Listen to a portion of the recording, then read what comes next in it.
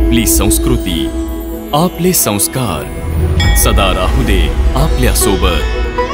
भारताच्या महान ग्रंथांचे आणि काव्यांचे संपूर्ण संकलन. सबस्क्राइब करा तिलक. तू सीतेची जवळची सखी आहेस. तुला माझ्यावर रागवण्याचा पूर्णपणे अधिकार आहे.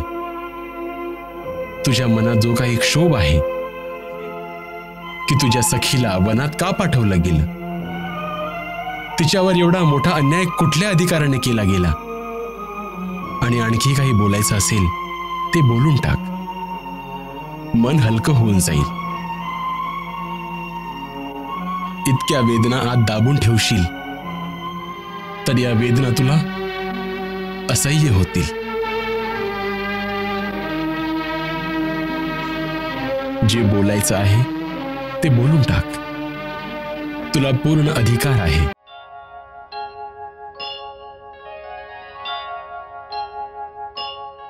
लक्ष्मण, महाराज जनक आणि महाराणी किती उदार आहेत.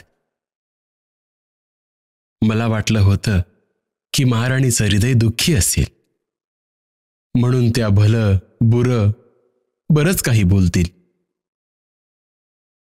परंतु त्या तर त्यांना जेवढं बोलायला हवं होतं तेवढंही नाही बोलल्या.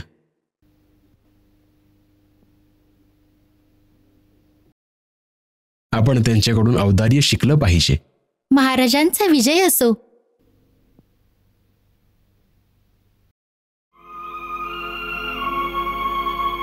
अरे चंद्रप्रभा, ते महाराणींनी सांगितलं आहे. महाराणींनी जे सांगितलं आहे ते नंतर सांग, पण आधी जे मनात आहे ते तर बोल. जेव्हा मी आलो होतो तेव्हा तुझ्या मनात इतका रोष होता की तुझ्याच्याने सहन नव्हता होऊ शकत. तू सीतेची जवळची सखी आहेस. तुला माझ्यावर रागवण्याचा पूर्णपणे अधिकार आहे. तुझ्या मनात जो काही क्षोभ आहे की तुझ्या सखीला वनात का पाठवलं गेलं, तिच्यावर एवढा मोठा अन्याय कुठल्या अधिकाराने केला गेला, आणि आणखी काही बोलायचं असेल ते बोलून टाक. मन हलकं होऊन जाईल. इतक्या वेदना आत दाबून ठेवशील तर या वेदना तुला असह्य होतील. जे बोलायचं आहे ते बोलून टाक. तुला पूर्ण अधिकार आहे. आम्हाला काय अधिकार आहे तुम्हाला काही बोलण्याचा? तुम्ही तर अवधेचे राजा आहात. मिथिला वाले तर बिचारे मुलीकडचे आहेत. ते तुम्हाला काहीच नाही बोलू शकत.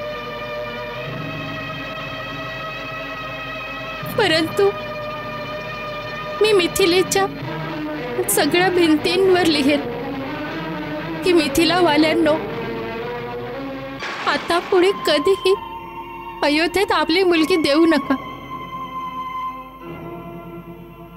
ते तिची कदर नाही करू शकत. ते तिची कदर नाही करू शकत.